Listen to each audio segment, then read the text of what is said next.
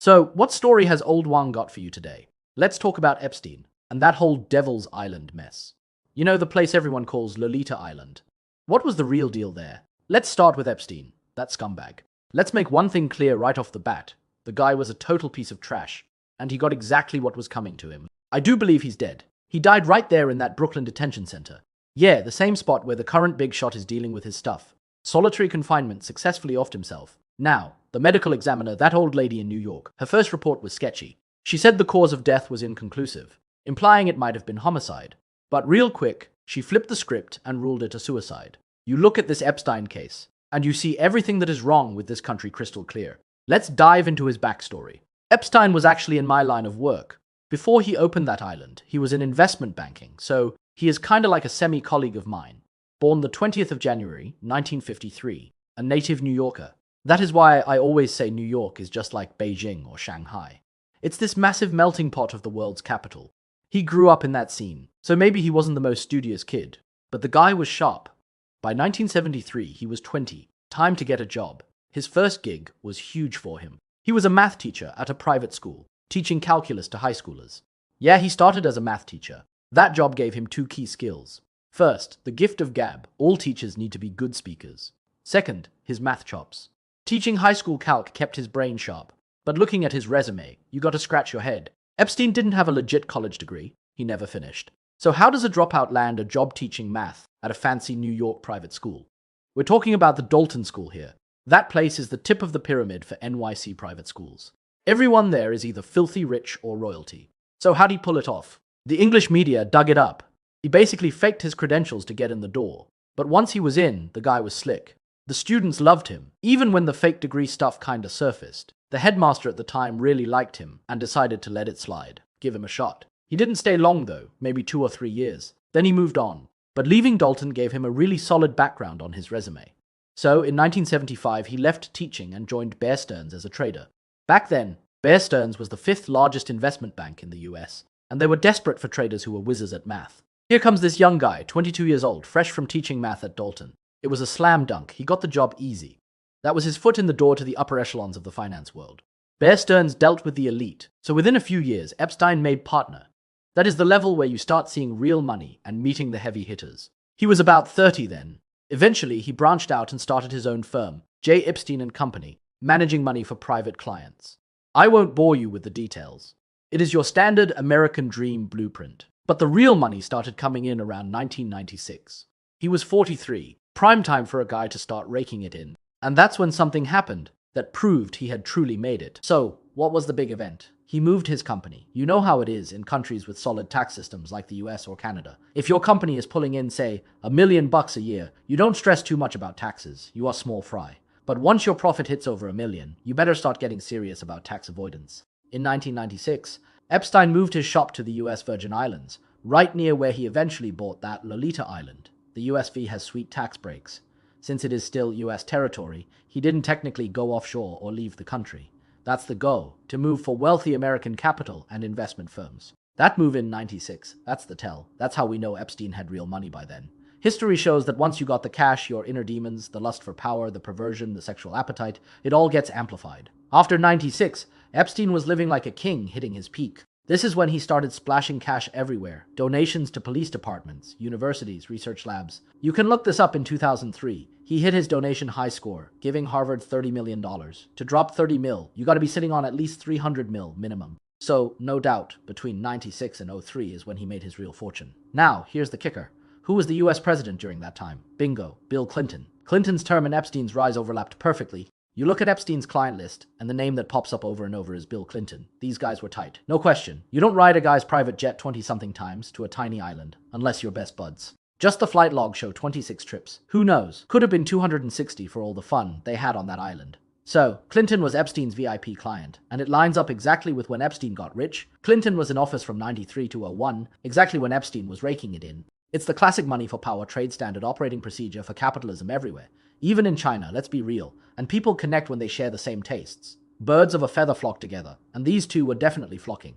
Epstein got access to massive political connections and financial intel, which helped him skyrocket. Fast forward to 2006. He's 53. 10 years after he struck it rich, a high school girl's mom calls the cops on him in Virginia. Note, the speaker says Virginia, though the real event was in Florida. The girl went to Epstein's house to give a massage, came home crying, and her mom dialed 911. This is his first documented legal trouble, and who called it in? Just a regular American mom, nobody famous. The police report brings up a key player, Maxwell, his so-called girlfriend, wife, whatever. She was a trust fund kid whose family lost their fortune, so she latched onto Epstein. Living the high life with him, she discovered they had a shared hobby, kids.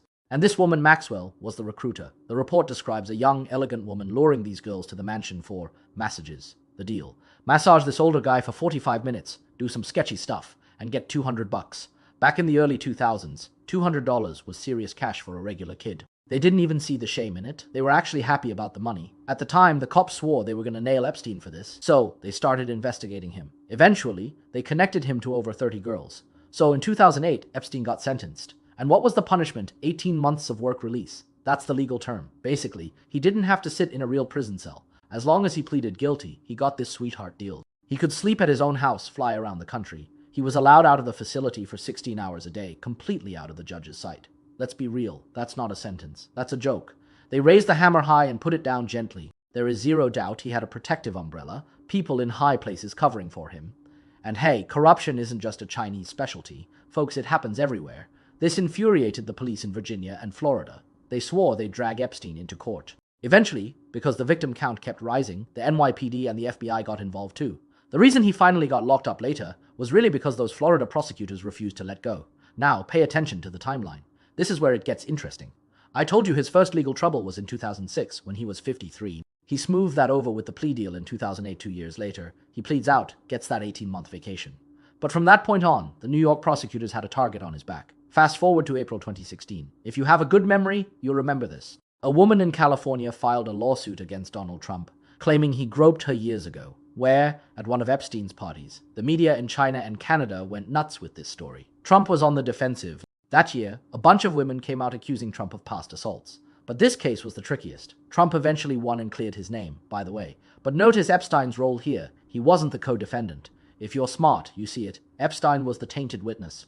The narrative was, Trump assaulted the girl. Epstein hosted the party. Trump was the guest. This absolutely pissed Trump off. Why was April 2016 so critical? Because that was the peak of the presidential campaign. The election was in November. This was 6 months out. Was that a calculated hit on Trump? You bet it was brutal. Everyone in the elite circles knew Epstein was a monster. So, if something happened at his party, it sounded credible. Plus Trump's reputation with women, well, we all know he's a ladies' man who can't keep it in his pants. So, a lawsuit like that could easily stick, and even if it didn't, it drags him through the mud. This case proves that Trump had serious beef with Epstein, and the big brother behind him, Clinton. In this feud, Epstein was just the spearhead, a tool used to attack Trump. So Trump wins. He takes office in 2017. He didn't just sit there, he wanted revenge. On the 6th of July 2019, Epstein was arrested again on those New York and Florida charges. This time he was formally locked up. Make no mistake, Trump's administration arrested Epstein. Trump wanted to get to the bottom of it, to drain that cesspool and expose whoever was backing Epstein. It was a presidential-level move. They grabbed him on the 6th of July 2019. Then, on the 10th of August 2019, about a month later, Epstein dies a bizarre death in his cell. To this day, nobody knows exactly how he died. Anyone, medical examiners, police, officials, who doubted the suicide narrative has shut their mouth. They don't dare speak. We have every reason to suspect he was strangled. The timing was too tight, and a guy like Epstein's suicide, come on. You think he'd off himself in a solitary cell? Who killed him? If we're making deductions, it was the big brother behind him, the people he was tightest with, because only someone at that level has the power to pull strings inside the US Attorney's Office and the prison system to make it happen. Let's talk about the night he committed suicide. He was in a solitary cell. The two guards on duty that night. They got a call from a supervisor to go to the building next door to, I don't know, do laundry or fix something, basically just to maintain order somewhere else.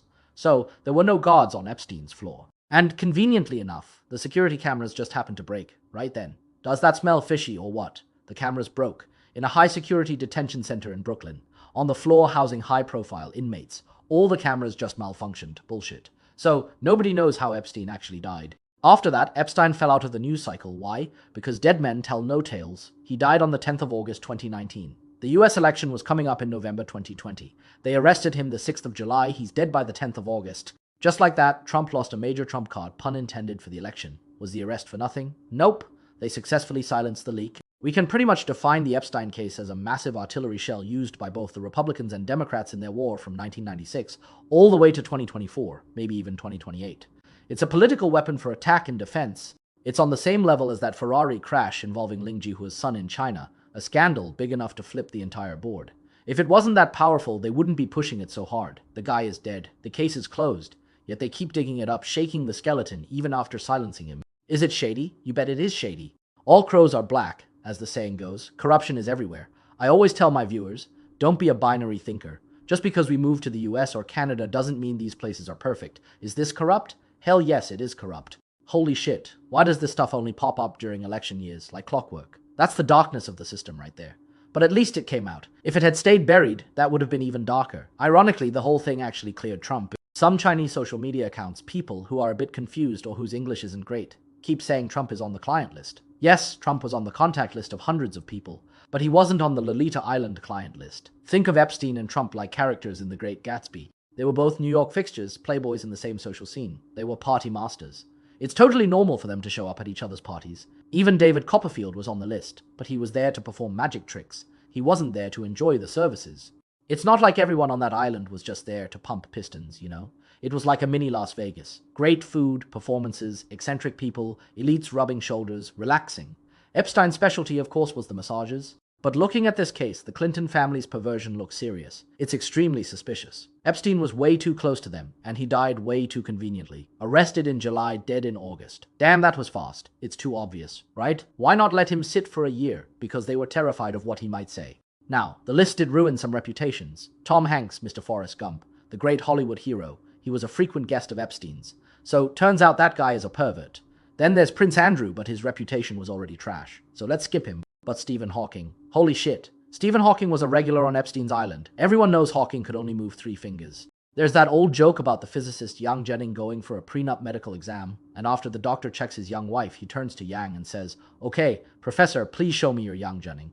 When a man gets that old, things usually don't work. But Hawking, with just 3 fingers, how does that even work? But it came out. He was there. Maybe he just watched. Solving calculus on a blackboard. While man, that is twisted. It is so perverted, it makes your skin crawl. Good thing he was paralyzed, or he might have played harder than Clinton. The image of a great scientist doing calculus in that setting. We look down on that. Total disdain. And here is the punchline involving American media. You know how Hawking famously held a party for time travelers to prove they didn't exist. He sat in a room with champagne, but sent the invites out after the party was over. No one showed up.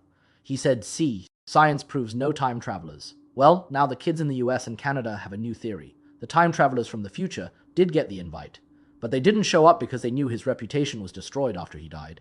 He was cancelled in the future. Nobody wanted to be seen with him. It's like how, in a few years, nobody in China is going to want to be seen at a meeting with Zhang Nanshan once the truth comes out about him.